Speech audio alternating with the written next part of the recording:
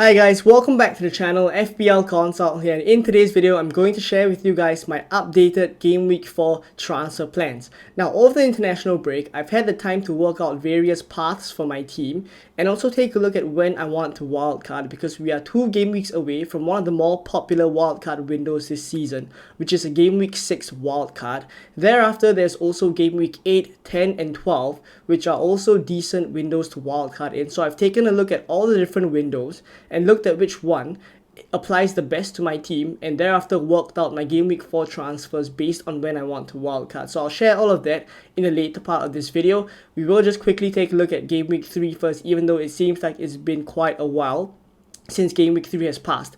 Right, so hopefully you guys do enjoy this video, and if you do, please do drop a like and also subscribe as well if you are new around here.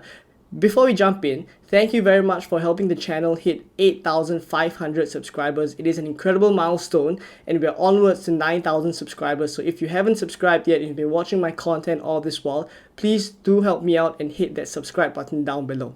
Alright, so quickly looking at Game Week 3, how did I do? I dropped from 45k in the world to 140k in the world. So I think rather big green arrow, and that's mainly because I scored only 73 points in Game Week 3. I've seen a lot of people with much bigger scores as well, especially those with Salah and Haaland drafts, given that both of them scored really well in Game Week 3. So if you're one of those, congrats. Those are really the people at this point in time who are raking in the points, the Salah and Haaland drafts. So maybe you guys saw something earlier on the season that, you could go for a Salah and Haaland draft, so you're reaping the benefits now. Fair play there. For my team, I didn't have Salah, and my midfield in terms of returns were very, very thin. Jota, Smith Rowe, Gordon, Rodgers all blanking, and Saka being the only one with an assist. So not too many returns there, but I do think like with the transfers moving forward, I need to deal with some of those players in midfield, especially Anthony Gordon, who I think, doubling up the Newcastle attack right now may not be ideal. So more on that later on. Up front, Isak got a goal, so 9 points for him, finally getting a return.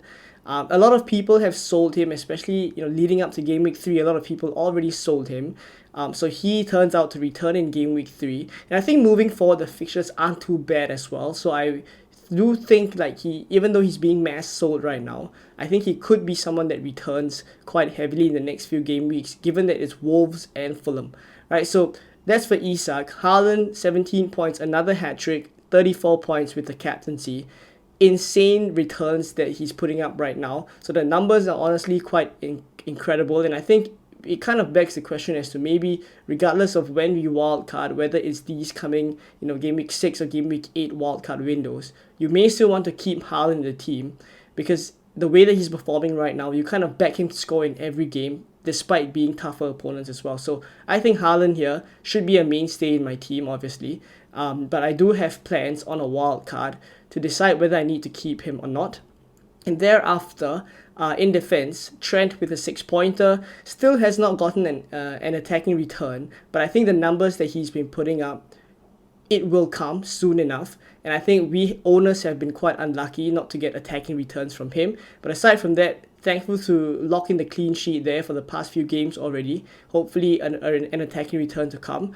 Henderson, 4 points there. For this kind of Henderson position, it was quite incredible that he was one of the highest scoring keepers of Game Week 3, because none of the teams actually kept clean sheets aside from Liverpool, and yet Henderson walks away with 4 points due to save points. So I think, we got away with that one, but I think moving forward, the Game Week 4 fixture is really good, Leicester at home, so I see no reason why I need to remove him. I'm just happy to have him for now. I may remove him on the Game Week 6 wildcard if I do that. Robinson here, 4 points, got an assist. Fulham defense also still not looking ideal, but Robinson has been pretty lucky in picking up the assist points as well. So the Game Week 3 one was slightly more deserved. I think the Game Week 2 one, where he assisted Iwobi, that one was slightly more lucky. But that aside, I'm pretty happy that he's been raking in attacking returns. I do hope that Fulham's defensive numbers start to improve so that he can pick up a couple of clean sheets as well. But if not, happy enough with the attacking returns. On the bench, João Pedro, 8 points. So second week in a row that I've benched João Pedro for in return that he scored. But I couldn't have imagined that he would score against Arsenal, and the way that the game turned out, a red card for Declan Rice and then an 8-pointer for João Pedro because he put the ball into the net for Brighton's equaliser. I don't think I could have seen that coming. So unfortunately, the kind of higher scoring player aside from Isak and Haaland is on my bench, which is João Pedro. But it is what it is. Game week 4, he will definitely come in. He has also been called up for the Brazilian squad for international friendlies. But that being said, he has not been playing in the first game so far. I am recording this before the second game for Brazil has been played. So we'll see what happens there. But for now, hopefully he returns from the international break ready to start for Brighton in game week 4. Right, so the rest of the players on the bench, nothing much to scream about. So there we go, game week 3. 73 points down to 140k, but I'm still very pleased with where I'm at. Hopefully with the transfers moving forward as well as my wildcard strategy, I will be able to kind of improve the squad overall and set it up well for the next few game weeks. So let's take a look now at my game week 4 transfer plans. So looking at my team for game week 4, if you watched the previous transfer plans video, you will realize that this is the exact same team as that video, and it's simply because I have not made any transfers so far.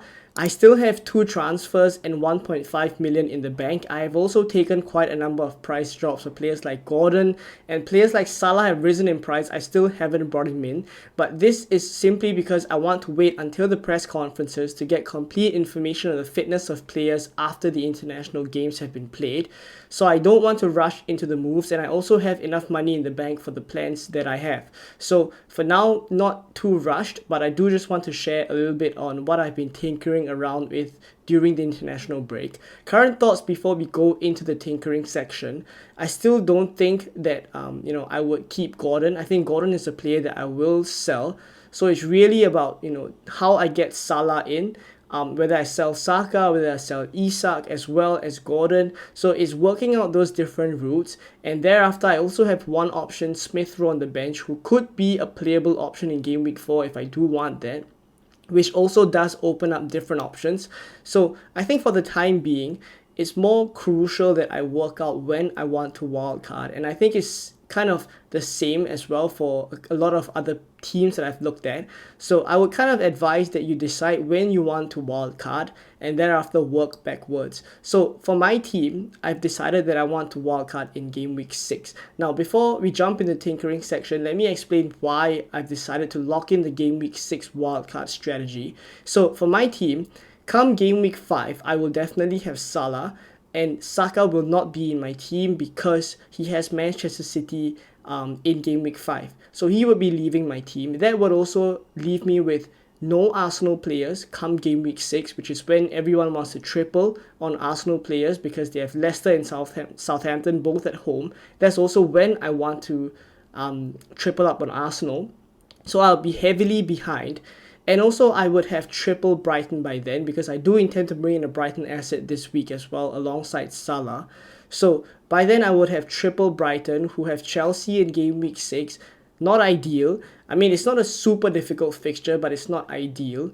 And thereafter, the fixtures after that for Brighton are also not great. So I'll be in a situation where my team is really not set up well from game week 6 onwards, simply because I've really optimized it for the first 5 game weeks only. And also, I won't be reaching players like Mbeumo, players like Wissa, for example, the Brentford players we want to target. I won't be able to reach them just on free transfers by game week 6, which is the next time to hop on Brentford assets. So I think my team is pretty far behind in terms of a game week 6 wildcard if I were not to use it and just use free transfers to navigate it. So because of that reason, I've simply decided that I have to lock in the game week 6 wildcard. And barring any kind of severe injuries to players that I want to bring in on a game week 6 wildcard, I think for now that is likely the plan. So with that in mind, I've worked out what are the best transfers for my team for these 2 game weeks, which is game week 4 and game week 5. Right, so again, players that I intend to remove or are kind of on the chopping block are Gordon, Saka, and Isak. So let's take a look now at the transfer tinkering section. So this is my team on a Fantasy Football Hub transfer planner, exactly as shown in the graphic just now. And let me show you guys how I worked out that I want to do a game week 6 wildcard. So I started out with the intention of trying to save it. Could I delay the wildcard to maybe game week 8, game week 10, or game week 12?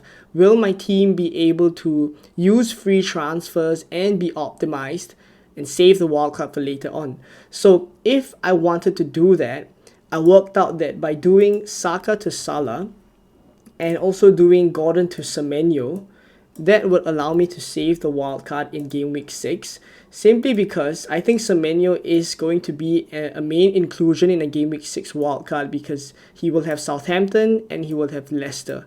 So he would be a very good enabler to have on a game week 6 wildcard. So if I wanted to save the wildcard and not use it then, I have to go early and bring Semenyo in now. Whether I decide to play Semenyo or Smith Rowe in game week 4, that's besides the case.